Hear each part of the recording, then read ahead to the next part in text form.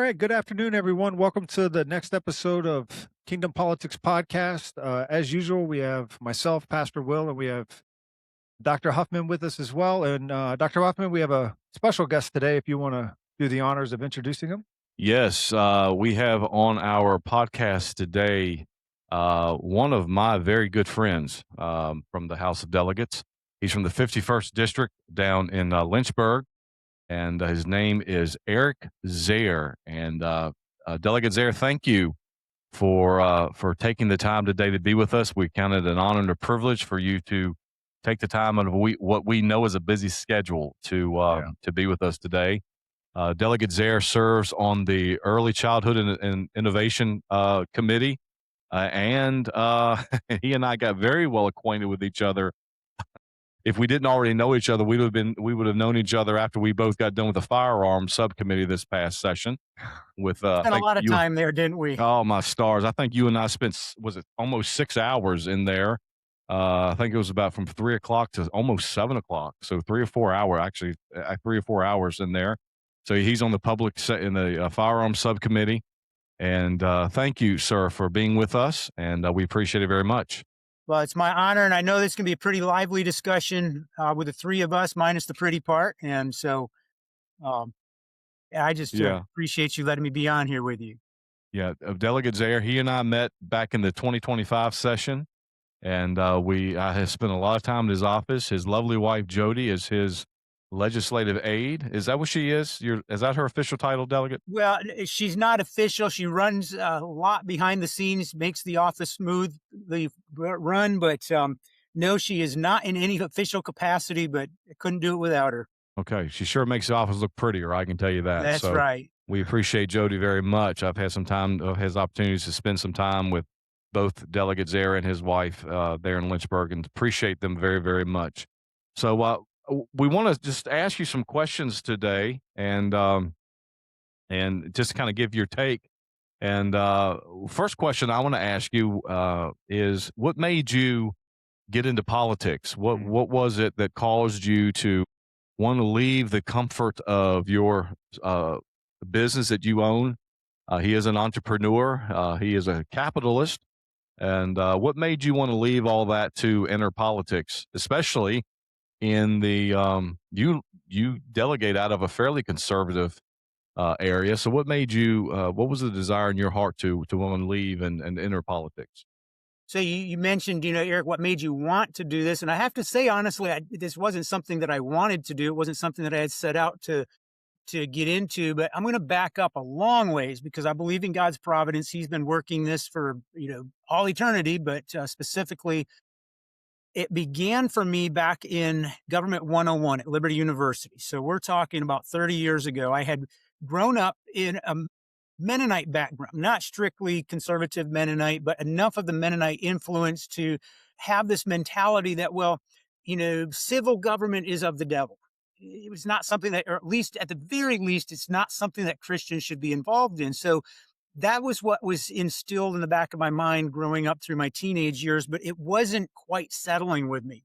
So then fast forward, I'm sitting in Government 101 at Liberty University, and Professor Dr. Kevin Clausen was leading the class, and he made some statement about zoning, and the question came up of whether or not the state really had jurisdiction in zoning, which led to the next question of, well, who ultimately has jurisdiction in the civil realm? And it was that moment that dominoes started to fall. And over the next 15 or 20 years, the Lord just kept working in my mind about this whole idea that somehow there's a sphere of life over which Christ is not king. And it was not sitting well, and one thing led to another. And the next thing I knew, I had come to this point of, you know what? Christ does have jurisdiction in the state. So I'm going to get on board. And that year, there was a friend of mine running, and I said, I know this guy. I know he's a godly man. I know he fits the criteria for a statesman. I'm going to see what I can do to help him. Next thing I knew, I was sitting out literally in the middle of the night watching yard signs. Because in this campaign, yard signs were being stolen to the tune of about $60 a pop every time. And this was a local race. So there I sat 1 o'clock in the morning, 2 o'clock in the morning, and watching yard signs. Long story short, I went from helping out on that campaign to helping out some more, to next thing I was helping out on other campaigns, and eventually was asked, Eric, would you please consider running? And I gave the logical answer, which was no way. I'm not qualified. I'm not there. I'm not ready. This is not something that I'm capable of. And I literally had to decline them 3 times. And then they said, I eventually said, wait a minute, maybe this is a door that's open. Maybe I should just man up and do it and try it and go for it. So that was the year I ran for the Board of Supervisors here in Campbell County. And lo and behold, I won that seat and spent the next 4 years on the Campbell County Board of Supervisors, learning a lot about how local government runs, learning a lot about how the issues, what the issues are, how funding comes from the state down to the county, how citizens interact with their county. It was also during that time that I chaired the local Republican committee. So I spent 2 years chairing that committee, immensely educational, just really got immersed really quickly into the political scene. Lost my reelection bid by 40 votes. And, so you talk about what's motivating. And I said this to somebody recently. They said they were commenting on how somebody had lost a race. And I said, that's not the worst thing in the world. I said, there's something about losing a race that makes you appreciate and work so much harder the next time because you felt the sting of the loss. And so, God works in all things for the good of those who love him. And that was one thing he worked for my good in. And I said, all right, I've lost this race. I'm done cheering. At that point, I had moved on from chairing the committee. I was still involved in the committee. And I said, thank you, Lord. That was a great experience. I'm going back to just a normal life now. And I spent the next 7 years back working in the business, raising my children, doing all of the normal things. And then one day a friend of mine called and said, Eric, would you please consider running for the House of Delegates? Gave him the same answer. But in the meantime, I had seen other people go through the same experience. So this time I was a little more alert to what door was being opened here. And I said, all right, let me go talk to Jody. We talked, we prayed. And the next thing I knew, I was running for the House of Delegates. And you asked a simple question and I just gave you a very long answer, but that's what it is. Very good. Very good. What is the most monumental thing that you think that you've accomplished in the House of Delegates? This past session was your second or third session? This was year number 3. Okay. So third go around.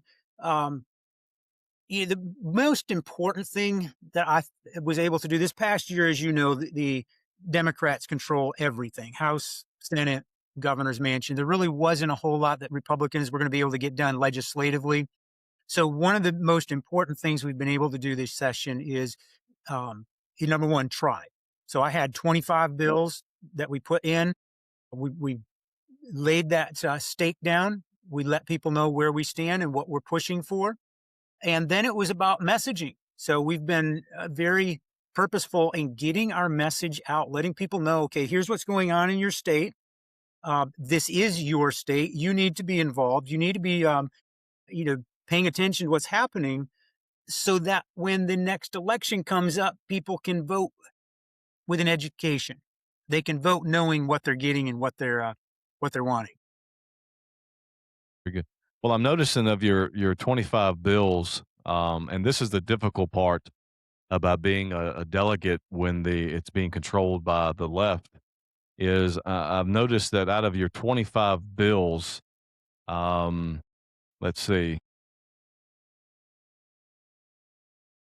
I'm thinking, I'm looking to me, it looks like to me that about 20 of them 20 of them failed. Yeah. Well, 3. I think it's more like 22 or 23 Is it 22? failed. Yeah, you got 23 enacted, 2 tabled, and 1 passed for commending. But I Justin will Lynchburg. say I broke a little bit of a record this year with some of my bills actually lasting a couple of minutes in committee. There you go. Last year I had some, I think literally like 30 seconds. They axed it. Yeah. Um, you got a question, don't you? Will, go ahead. Yeah, it's because primarily we're focused on Christians and trying to get this information that is going on at the state level, but also trying to get Christians more involved because there are people like you, sir, that are standing up for us down in Richmond, and we could help you. And how do we get the disconnect we see in the churches though is that it's political.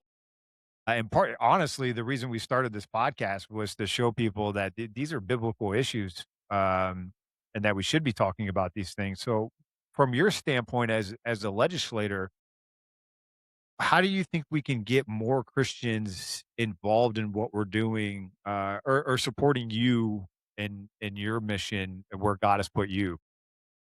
You know, I think there's a lot of answers to that question. And one of them, since I'm talking with two pastors here, is it begins a lot of it in the church and just letting people know, look, this is not a taboo sphere of authority. We have the church, we have the family, and we have the civil government. And Christ has jurisdiction in all of those.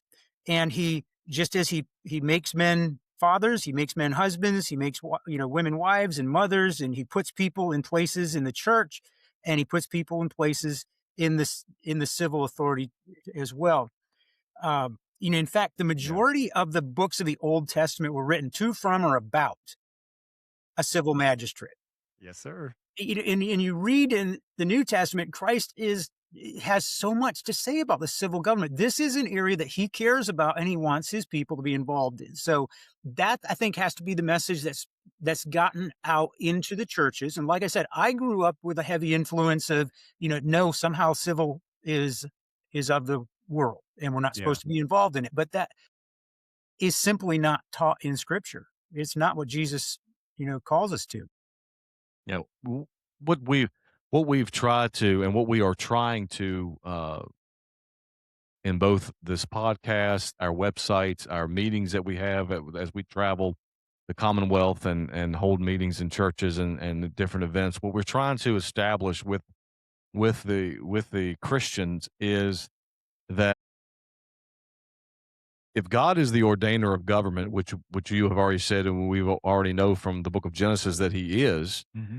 and we already know from the book of Romans, chapter 13, that the civil government has two responsibilities only, and those two responsibilities are to protect the good and to punish the evil. Those are their dual responsibilities. Yep. We're trying to let Christians know that you must be involved. It's not really an option for believers to decide whether they do or don't want to be involved. Now, that doesn't mean you have to run for office. But that does mean, Delegate, that I think you would agree with this, that you have to be informed Yeah. about your legislature, your legislators, and your legislation. And how y'all like I just came up with that just now, just came up with that.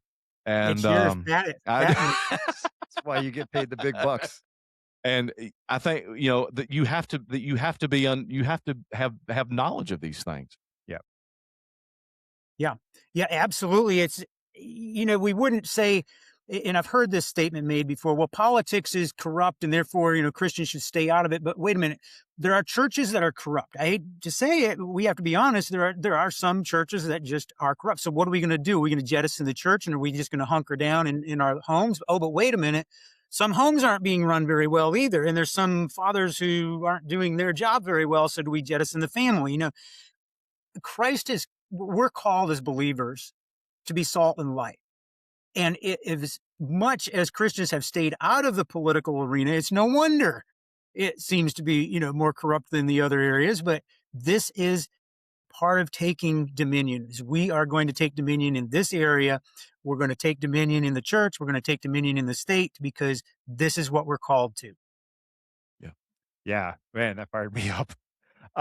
Yeah, that's what we're trying to do is get Christians to understand that this is not an area to retreat from.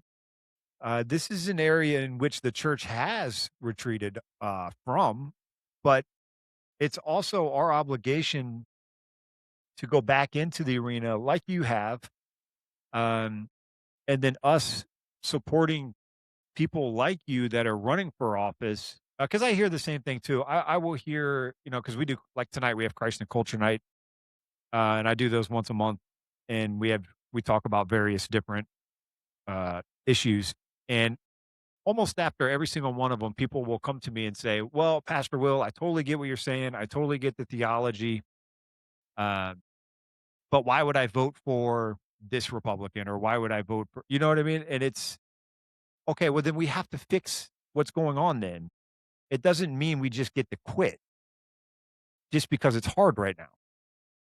I've heard it's been said several times, you can't legislate morality.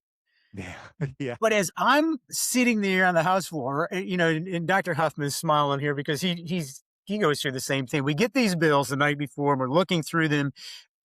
We, I know I am looking at all of these bills through a particular lens. There is no such thing as a piece of legislation that does not have some morality or ethics behind it, because we're all grasping for that standard. It's just a matter of whose standard are we going to use? What measure are we going to use to measure whether this is right or wrong? If absolutely. we as the church stay out of politics, we've abdicated that to somebody else, to some other standard. And believe you me, there are a lot of standards that are ready to fill in there. Whether it be secular humanism, whether it be communism, whether it be Islam, whether it be Buddhism, whatever, there's going to be some ethical, moral guidance to determining what is good legislation and what is not. Yeah, I totally agree. I hear that a lot too. Well, you can't legislate morality. And I always look at a person who tells me that. And I'm like, well, what do you think they're doing? That's that's literally what they're doing. Everyone is. Every law All, that's ever all been passed. legislation is somebody's ethics and morality imposed on the rest. Correct. Yes, sir. I But agree. what I can tell you is, as I look at different cultures throughout history, and as I look at the cultures today and the nations today, I would rather be here in this culture, which has been so influenced by Christianity, than anywhere else. Yes. Yeah. Yeah, well, you and I were talking offline the other day, Dr. Huffman. When I was growing up, I wasn't a Christian, and I grew up in the 90s. I absolutely benefited from a Christian society, though. For Uh, sure. yeah, I Sure. absolutely was able to do what I did, and we had kind of a tough go of And it when we were kids. imagine trying to live in a culture that didn't have the same norms of justice and Yeah. equity and, these high and lofty ideals, and seeing injustice on a day-to-day basis would just rip you apart. You wouldn't be able to deal with it. Yeah. Yeah. Yeah. And when I find that people say, especially people like pastors or somebody that say, "Well, you can't legislate morality," um, I find that what they're trying to say is, "Well, Dr. Huffman, uh, people aren't saved because they vote morality or vote conservative issues." Yeah. Well, that's not even the point, and that's not even the point of the statement that you can't legislate morality, because like you guys have said, every bill is moral. Mhm. There is no such thing as an amoral piece of legislation. The abortion amendment, which we'll talk about, I'm sure, in just a moment, is one of the most anti-moral pieces of legislation that I have come across in years, along with the same-sex marriage amendment. So every piece of legislation is either moral or immoral.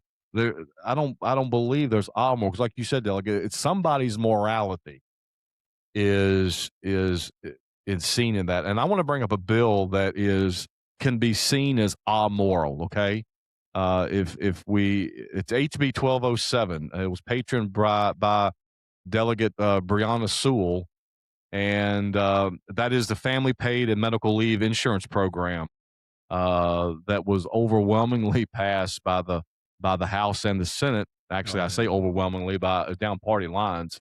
But that is her morality. Now, this could be seen as an amoral piece of legislation, because the way that it has been crafted by the left is, well, we're trying to give the hardworking people of the Commonwealth up to 12 weeks of paid medical leave if they need it. We're trying to give them this insurance, this safety net.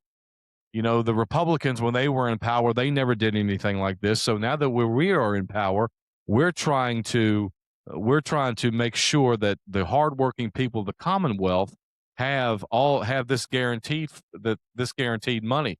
But Delegate, what they're not telling people is it's $375 million just to start the program.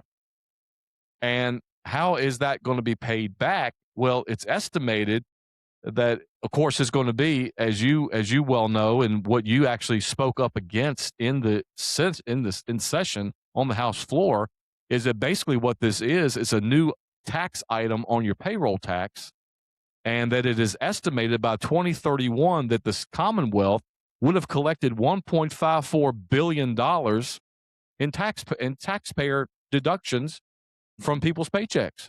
Now, I don't care what planet you live on, which I'm not sure what planet some progressives are living on, but I'm not sure what planet you live on. That's a lot of money.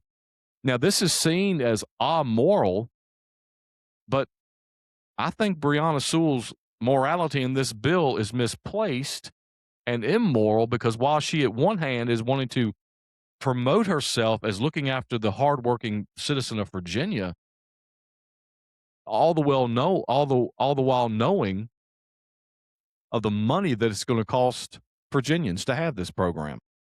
And what she's not mentioning is it's not her money. It's not the state's money to begin with. It's the people's money. That's money that's being taken from the government and redistributed. So now we can question, is this a breach of the, the seventh commandment, thou shalt not steal? If it is not a legitimate function of government to do in the first place, then it very much, you can make the argument that this is immoral. Let me back up a little bit. I want to come back to this bill, but we were talking about legislating morality, and we were talking about big picture, just framework thoughts. There is a value in the political realm of normalizing. So if something is a law, a lot of times I've heard young people say, well, it can't be that bad because it's legal. And so there is this aspect to civil laws and legislation that normalizes behaviors, that normalizes ideas, that normalizes morality for people in a way that I think God's put this in our DNA. It's part of the human design that we look at what is supported by the civil magistrate, and we're, in a sense, whether we believe it or know it or not, we're looking to the civil government for some guidance in right and wrong. That is a really good point. I think you're right about that.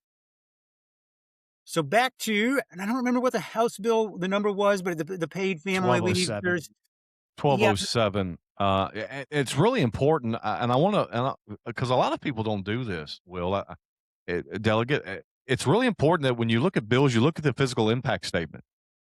In other words, what we mean by that is, what's this going to cost for us to have? And I'm looking here under the fiscal impact statement of the enrolled piece of legislation. Yeah. And on the payroll taxes collected, now, of course, this doesn't have an enactment date until 2028.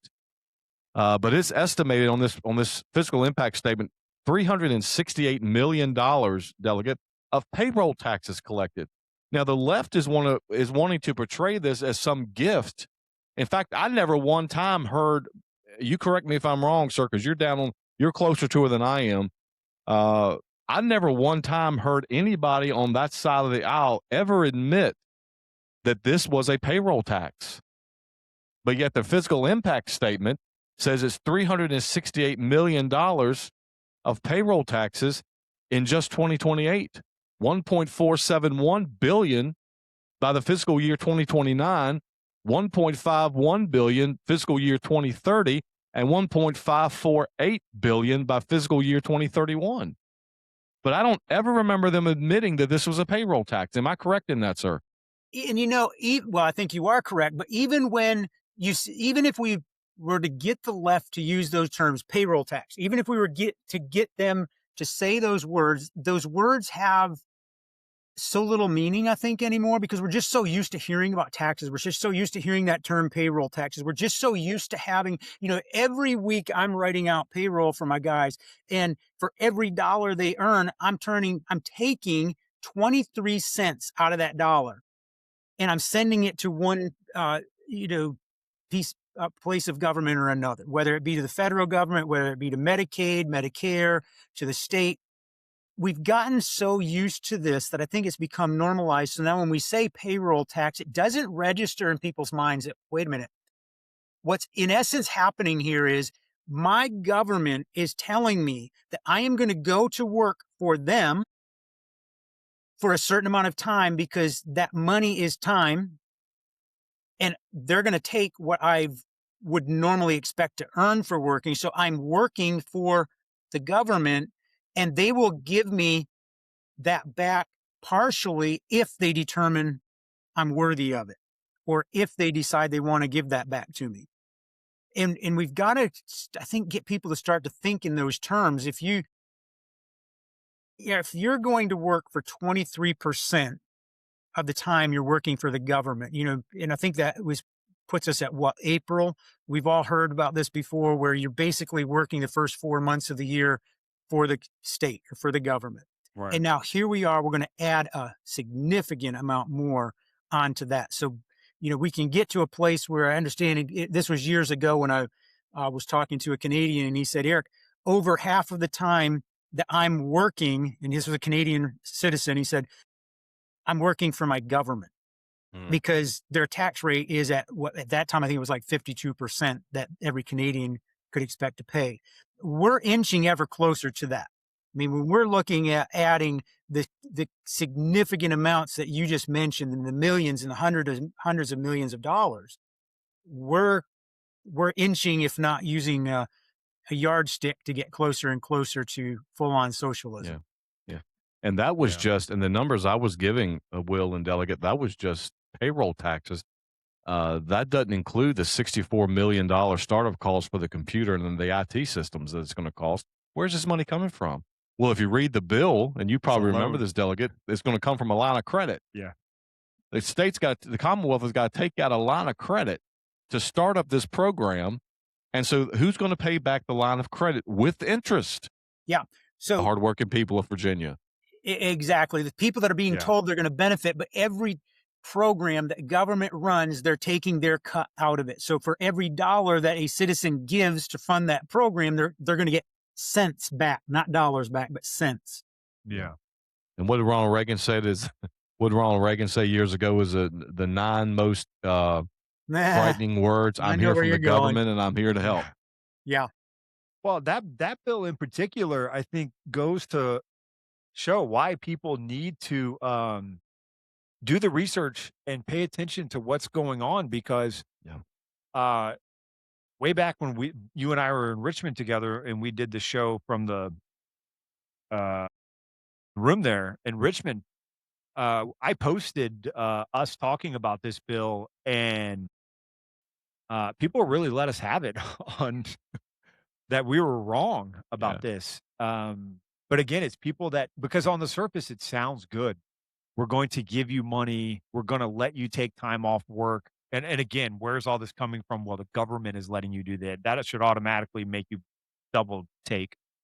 But most people won't. And so, but then again, you dig into the costs of this thing. It's like $70 million or something like that for just the computer to run the thing. It reminds me a lot of the social services or Social Security at the federal level, and look how well that's gone. So why not replicate it here at the state level? Yeah, you and I were talking about at lunch today that the definition of insanity, doing the same thing and expecting a different result. Well, we're going to get it right this time. Yeah. Well, speaking, we should look at the budget and get your thoughts, Delegate, on what's going on with the budget crisis, if you don't mind, because we are staring down the first time ever in the history of the Commonwealth where we might have a government shutdown. It's crazy. We were supposed to have voted on this by March. I think it was March the 14th. So we're pushing like 90 days out. And I think we're less than we're in the teens, maybe 19 days till government shutdown if we don't get a budget in place. And I'm hearing talk of potentially a skinny budget and potentially continuing resolutions. And we've never been here as a state. Now, wait a minute. You've got one party in charge here. So it's not like you have Republicans fighting Democrats over this thing. It's just one party, and they can do whatever they want with this budget. And think about it this way. We've been out of session since March 14. By that point, they had failed to produce a budget for us to vote on. So they've had, for the last 3 months, one fundamental task to complete, and that is get a budget together, appropriate the taxpayers' money. And they haven't been able to do that one fundamental function. And we inch closer and closer to a government shutdown, which I'm not even sure what a skinny budget looks like. We've never been here before. It's not like I can look it up and say, okay, what core functions get funded and how much do they get funded and to what extent. But what's happening at the local level, your sheriff's department, EMS, your schools, all these folks are trying to get their budgets together for the next year, and they're already behind and they can't do it. School systems are looking at hiring. They've got to be getting those contracts in place pretty quickly here. Oh, yeah. And they don't know how much money they're going to have. So it's not just, a funny political game that we're watching. It is a political game, but it isn't funny because there are real life ramifications to this. Yeah. Dr. Huffman and I talk about this a lot. I think part of our problem is we're just not serious. Like you made a great point that this isn't, I mean, it is a political game, but it's not funny. And I think part of the problem we have is we're just not that serious of a people anymore. Like I hear people say, well, the budget, like whatever, just let the government close. Well, no, that can't, no, we need the government open. They should have passed the budget. Why are we not getting this done? Because we're playing these nonsense games. I don't know. It goes back to the voting thing too. Like we need serious people running for office that are serious about doing something, and not just going there because you get to be a delegate, but going there because the Lord has given you this ability and this platform. And what is the ultimate goal of that? Right? Yeah. You mentioned something a moment ago, Delegate, that I think our viewers may need some clarification on. Maybe they don't, but for those of you who do, Delegate Zehr mentioned a CR or continuing or continuing resolution. A continuing resolution basically is when the government can't come up with a budget. Now you may have to clean up my way I'm describing this, Delegate, but my everyday explanation of when the government fails to create a budget, they basically raise their own debt ceiling and kind of just throw out a number for the next 6 months. We're going to operate. That's what they do in Washington. Yeah, There are 12 appropriation bills that have to be passed. Defense and education and all these other things. And when they can't come to an agreement, then they just pass a CR and they say, they raise the debt ceiling. Basically, what that means is they give themselves a credit increase of $5 billion to take them through to the next 6 months. And hopefully by then we could come with something. Well, they don't. So then they do another CR. I mean, how many CRs have we been? I mean, how many years have we been living under CRs from Washington? And I'm afraid, Delegate, that if we start this, and it would not surprise me that it would not start with a Democrat-led House, Senate, and executive, but I'm afraid that if we get ourselves into the habit of doing CRs, then it's just going to kind of become the easier thing to do than to actually pass a budget. And it's not just the budget. It's not just the continuing resolution. It's not just the impact this year to budgets, but it's also our bond rating. So the state's constantly borrowing money for this project and for that project. And if we get into continuing resolutions, we can pretty much expect that we're going to start, our bond rating is going to go down, which means interest rates go up. The taxpayer is going to be paying more in interest. So this thing compounds. It's not like you can just say, okay, we messed up over here, we can fix that. No, lose your bond rating. Now you're paying more in interest. That reduces the budget, well, increases the budget, which means more taxes, but less money for the programs that we've already begun running. Which reminds me, one of the good things that might come out of this is realizing what portions of government we may not need. If we have to start, cutting, we may force the progressives may force themselves into a situation where they're going to have to make some tough cuts, and we may realize, maybe we didn't need that after all.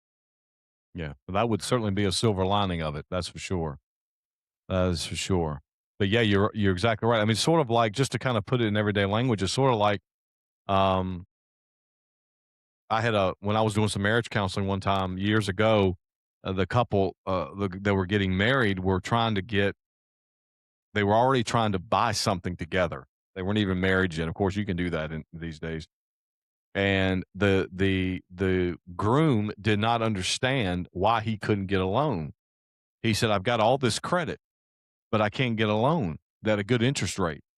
And I said, "That's why you can't get a loan at a good interest rate, because you owe everybody." "Well, I make my payments on time, but yeah, you still owe everybody. Yeah. Therefore, and when you try to get more credit, your interest rate's going to be higher." Yep. And it's the same thing that Delegate Zehr is talking about with the Commonwealth. The more we owe, we lose our bond rating or our credit rating, and then everything goes higher. If it goes higher for the Commonwealth, then it goes higher for the people that pay to have all these programs and just to watch the government mismanage the money.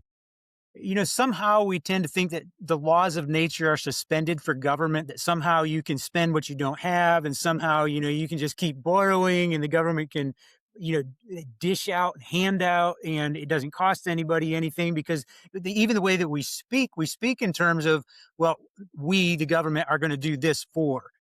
The government doesn't it doesn't produce anything. All the government, and we're talking state government here, and so all the state can do is take money from one person and redistribute it, in essence, to another. And so it boils back to that question of what is right and what is wrong. What is a legitimate function of the government? If it's a legitimate function, that's what we pay our taxes for. If it's not a legitimate function, I'm going to protest, because we shouldn't be spending our money, your money, the taxpayers' money there. Yeah. I think that's part of with the left. So I guess we can move into the 2A stuff, because I know that you've posted some stuff on social media about that. And now I think the count is up to 10 Commonwealth attorneys and or sheriffs. I think you're right. Well, I think it's 10. It's 10 or so Commonwealth attorneys, plus there's half a dozen, 7 or 8 sheriffs who've made that stand and said, "No, I swore an oath to the Constitution, and I can't abide this." Well, it was interesting on this note. VAIB, we're getting ready to produce a video on this. It's interesting what Cleo Powell, the Chief Justice of the Supreme Court of Virginia, did yesterday. She exercised her powers pursuant to Section 8.01 of the Statute of Virginia, and she created 4 legislative or judicial bodies across the state. I think it's Washington County, Fauquier County, Spotsylvania County, and I can't remember the 4th county. But anyways, 4 counties across the Commonwealth to hear. She set up judges in these courts to hear and settle on all these 2A injunction requests. Now here you've got the Chief Justice of the Supreme Court of the Commonwealth of Virginia, Cleo Powell, who was one of the 3 justices who sided for the constitutional amendment. Right. She comes back and says, "Okay, basically, okay, I lost that battle, so here's what I'm going to do pursuant to 8.01 of the Statute of Virginia. I'm going to set up courts with judges that's going to hear all these injunctions." Now, I wonder what biased judges she found for those courts. So, Delegate Zehr, do these injunction hearings even have a chance of getting a fair hearing, or are we looking at these probably going to the United States Supreme Court as well, who has, by the way, already decided on this at least 4 times? Yeah. We're talking about bias, and I think we're getting to a place of recognizing that even in their justice system, everybody has a bias, and it's great that we're able to acknowledge that. It's not so great that it's quite so obvious in our judicial system. But I had, it was at least one or two of these gun bills that came across the House floor, and I remember telling my colleagues, this is unconstitutional and it will be settled in the court of law. And I said, I even pointed to some very obvious, and I'm not an attorney, but some very, even I'm able to see, look, the Bruin case says you can't do this. You can't just arbitrarily say X number of rounds and now you can't have that weapon to defend yourself. And I think it was the court maybe in the District of Columbia that pointed out, well, if we allow legislatures or we allow cities or any local governing body to determine the number of rounds that a weapon can handle, we will very quickly end up right back at muskets, because that's what they had when they were framing this Constitution. And because if you can say, well, we're going to cut it off at 15 rounds, and you can cut it off at 10 rounds, then you can cut it off at 5 and then 1. And then, well, wait a minute, maybe we don't even need center fire anymore. Just, pack your muskets. And by the way, you're on your own to make gunpowder, because we're going to make that illegal. Hey, Daniel Boone did it. Yeah. And, Yeah. I mean, the courts have been very clear. I mean, when I was in committee with you and Delegate Oates, and I got to admit that when you go to some committees, you're facing down the barrel of the enemy. And I don't know if I told you and Delegate Oates this that day, but looking up from my chair and seeing you two on the committee, it was almost like seeing seeing good friends before that I had to speak before, and it really, really did calm me because I knew that I was facing down the barrel. Even the Darius Clark, the chairman of that subcommittee, is a fairly respectful person. Even those positions that disagreed with him, but I can remember talking about Delegate Helmer's HB 217. And I'm sure you remember very clearly, Delegate, first thing he got up to say when he was explaining the bill was not really to explain the bill, but was to make an emotional statement. Well, I just don't think Virginians ought to be killing each other. Well, duh. I mean, nobody thinks anybody should be killing each other. And that's not what us pro 2A people believe. And so of course that spurred me to get up to say, because I had of course read his bill, and at the time, it was 10 rounds was considered an assault rifle. At the time, it was amended to 15. Right. But at the time, it was 10. And I remember, and of course, Delegate Helmer is a veteran. He served in Iraq. He's a graduate of West Point. He's a colonel in the reserves. And his resume really makes you, why are you so anti-gun with his resume? But And I remember getting up in committee and saying, Delegate, we're not talking about weapons of war. You didn't invade Baghdad with 10 bullets, did you? Of course you didn't. So we're not talking about weapons of war that people want to carry on the street. We're talking about guns that the Constitution, our founding fathers, said that we could carry. And Richard Henry Lee was the brains behind the Second Amendment of the Bill of Rights. He's from Virginia. And all the good ones are from Virginia. Did you know that, Will? Yeah, back then. Will's not from Virginia. No, I am from. Are you from Virginia? Yes, I'm from Bedford. Oh, are you really? Well, you down. I just left for a while when I was active duty. Okay, that's why. Okay, that's right. That's right. You that's how I got my wires crossed there. But yeah, back then. And he said, if you read Richard Henry Lee's statements about the Second Amendment, he said that the militia meant the people. Yeah, because I had right after that committee meeting, I had this one guy come up to me and just really get in my face and challenge me on my interpretation of Bruin, on my interpretation of the Second Amendment. And he said the founding fathers were talking about a militia, and I told him, I said, sir, Richard Henry Lee, who was the brains behind the Second Amendment, said the militia are the people. The people. That's why he included both terminologies in the Second Amendment.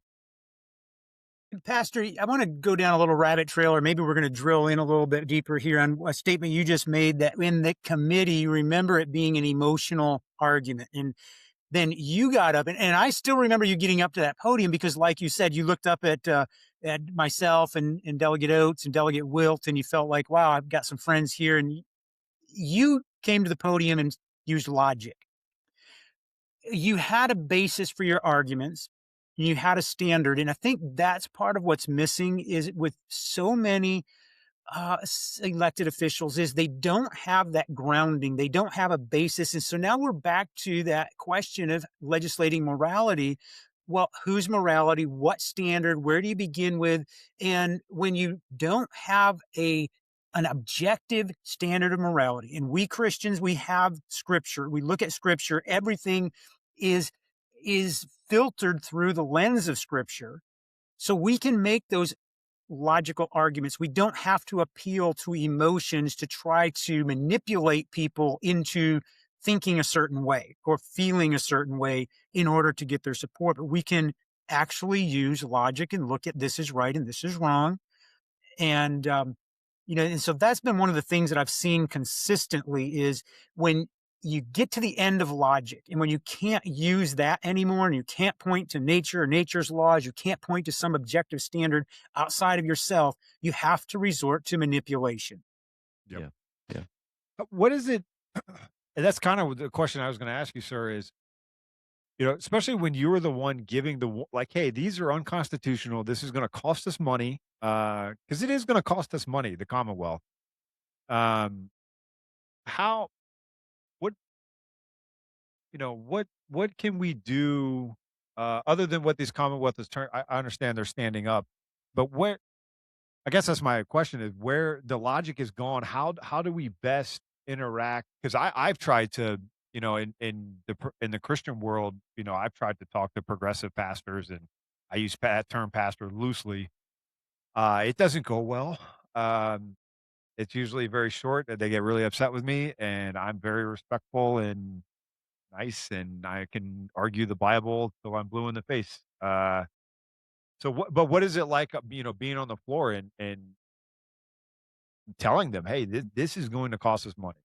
And it's not just that it's going to cost us money, but constantly coming back to the fact that this isn't our money. This isn't ours to be spending. This money belongs to somebody. Somebody is having to go out every day and work to produce this money.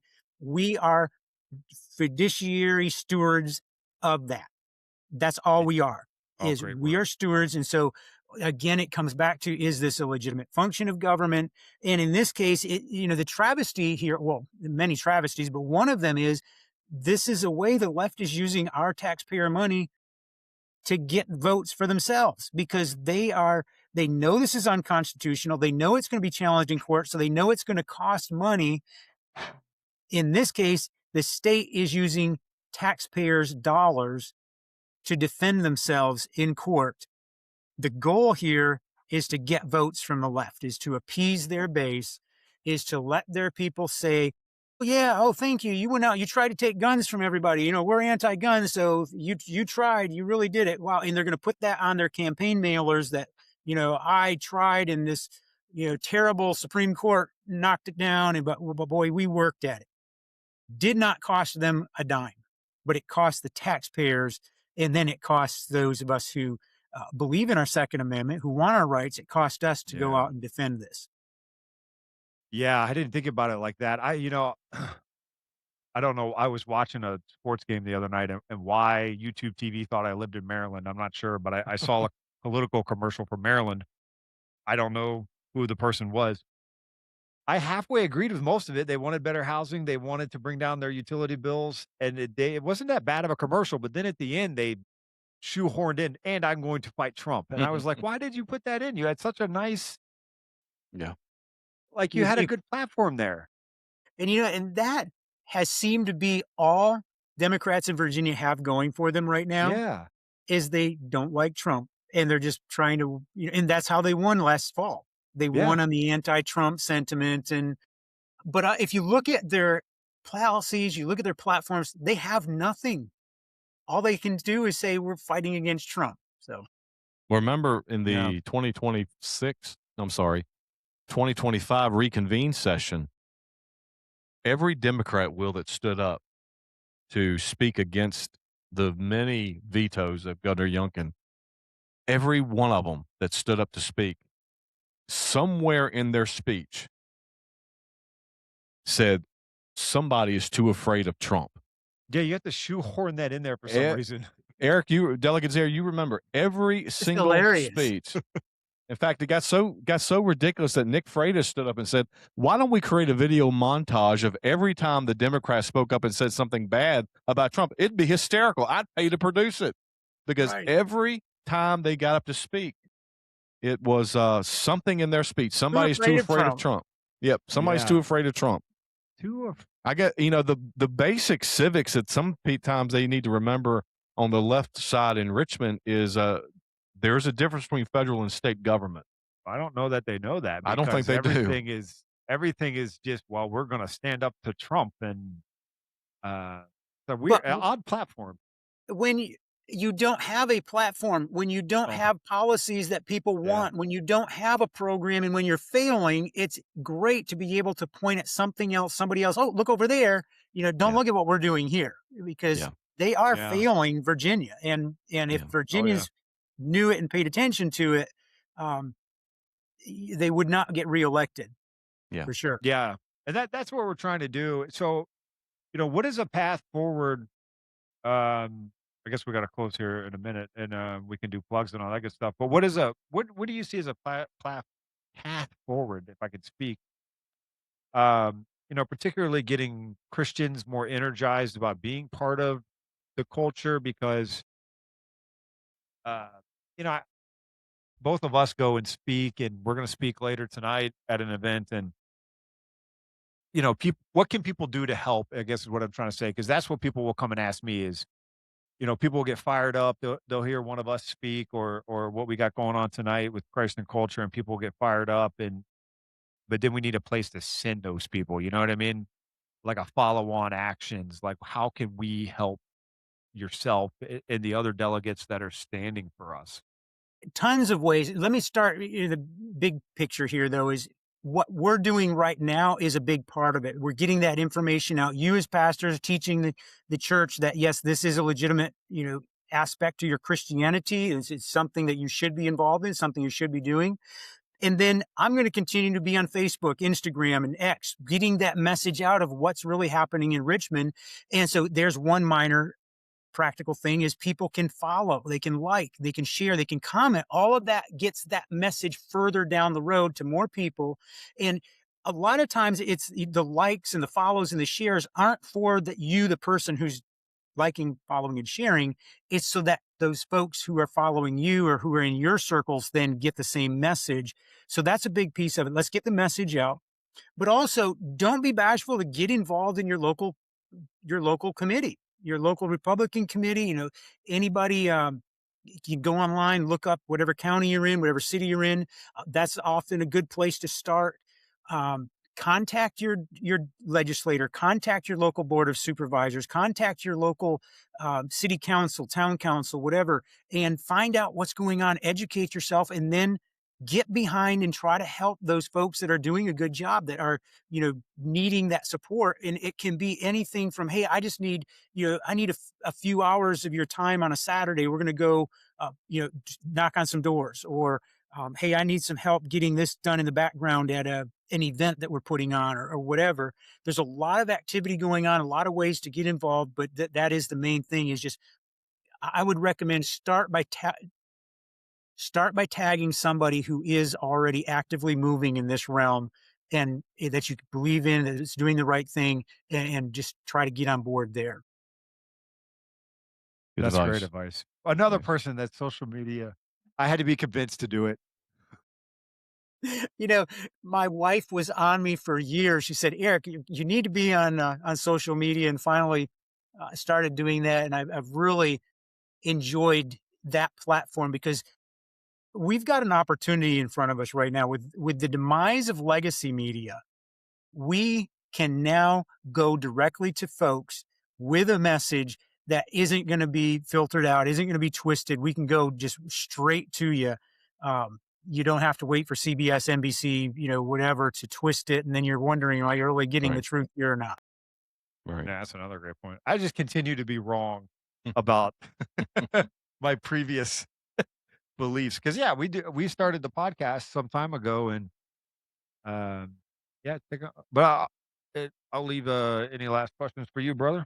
Well, I just real quick, we got like 3 minutes, Delegate Zehr, and I wanted to give out your contact information, if I may. Sure. Okay. Anyone who wants to contact Delegate Zehr, you can do so by emailing his legislature email. As soon as I bring it back up here, caught me not thinking. It's Delegate E. Zehr, that's DELEZEHR at house.virginia.gov. If you ever have any questions or concerns, especially if you live in District 51, just email him there. And I know, based on experience, he will answer you back. And so he's one of the ones down there that actually will answer your emails back. So that's DEL, the letter EZEHR at house.virginia.gov. And as we think about the amendments that are coming up in November, I know we didn't get a whole lot of time to spend on those because of all the other issues that are going on as well. I wanted to quote from the Declaration of Independence and quote from we're told by the left that the founding fathers were agnostics, they were atheists, they were deists, and the Constitution and the Declaration of Independence are secular documents and should not have any place within religion or Christianity. But yet the first portion, the first paragraph of the Declaration says, when in the course of human events it becomes necessary for one people to dissolve the political bands which have connected them to another, and to assume among the powers of the earth the separate and equal station, and here's the part I like they got from William Blackstone, to which the laws of nature and nature's God has entitled them. The laws of nature and nature's God. And that flies in the face, Delegate, of what Tim Kaine said and what so many on the left say, that our rights do not come from God, they come from the government. In fact, when Speaker Mike Johnson said the other day that our rights come from God, they had a field day with him on MSNBC about that. And then I turned around and had a field day with them on a video that I had produced on the VAIB's Facebook. But that is really the case. And that was the heart of our founding fathers, was the law of nature and nature's God. And if you think about the law of nature, so people say, well, how does that work with the amendments? Well, the law of nature says two men can't be together. The law of nature says two women can't be together. And nature's God, the word of God says it as well. And that was Blackstone's idea of the laws of nature and nature's God. Okay, the laws of nature, the biology of nature coincides with nature's God, which is the word of God. And so when you think about these amendments and the opening statement of the Declaration, they really fly in the face of especially the two amendments that are becoming in November. And here we've come full circle back to this place where we are recognizing that if the state were to be able to give out rights, that would make the state God. But in fact, the state is not God. There is a God who delegates that authority to men to steward that authority. Yeah.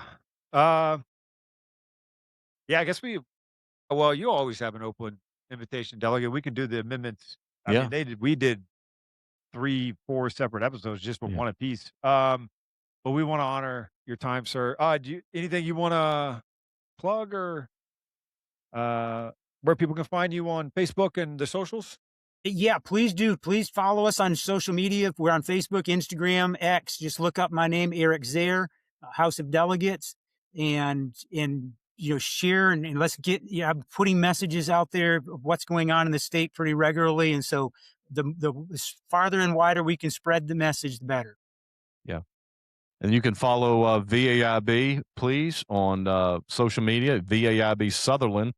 Sutherland is spelled Hutherland. That's VAIB Sutherland. Follow us there. Follow us on Instagram. And then you can email me at director@vaib.org. Would count it an honor to correspond with you there. And then I'm going to let Will plug the Kingdom Politics. Yeah, so we launched something new. We're trying to get Christians more organized and together. So if people go to the kingdompolitics.org, and then at the top it says there's a tab for get involved. And there you can fill out a form. It'll send all the information to myself and Dr. Huffman, and we are trying to get people organized. We are asking for people that want to be part of the prayer team. But then we're asking people to just help where they can. So if all you can do is send an email to a delegate, that's great. Let us know in the message form, and we will put you on the list that is for emails. And so when things come up, we can count on you to send emails. If you want to go to Richmond with us, great. We'll put you on that list, and we'll let you know when we need things like that. We want to get a little bit more organized as Christians so that we can help and be involved. And then all of the socials and everything for us are on that website. But if you go to that website and you click on the get involved, that's brand new. I just launched it on the site last night, and people can get involved so we can help people like our good friend Delegate Zehr here while he's fighting a good fight. He knows he's not alone. There's a whole bunch of us with him. But we need to be organized about how we're with them because we're a little disjointed right now. So that's my plug. And we got a newsletter on there as well. You can just put your email in there as well. That's easy. But the other one's more important. Getting involved, way more important. And we're asking people to just get involved with what you can. If you've got kids and you're busy and you work all the time and you can't come down to Richmond with us, we totally get it. But we can send emails. And that helps a lot more than people think. So that's it. Anybody last word? Thank you, Gentlemen, Delegate, for your time. Well, and I was going to thank you for your work here. This is so important. This is so encouraging to know I've got Christian brothers that are working behind the scenes, that are organizing, and we know that we're not alone, and we know the battle is won, and we get to participate in this winning battle. Amen. Amen. Yeah, thank you so much for coming on. Anytime you want to come on, you let us know. But we both have a lot of respect for you, and Amen. like I said, we're working hard in behind the scenes to try to get some more support for you guys. Because I've seen it not as many times as Dr. Huffman, but I've seen what you guys are up against, and I get it. All the strength comes from the Lord, but I also know that Paul says we're supposed to help each other. Yeah. We're supposed to carry each other's burdens, and what we are looking at right now is a big burden. Yeah. Yeah. and we got to stand together. So, okay. Did you want to end with Spurgeon again? Oh yeah, let's end with Spurgeon. You'll like this, Delegate. We got a Spurgeon quote and a little song that goes with the Spurgeon quote. But I hope everyone has an awesome day. So we'll close with this. And thank you, Delegate. Thank you.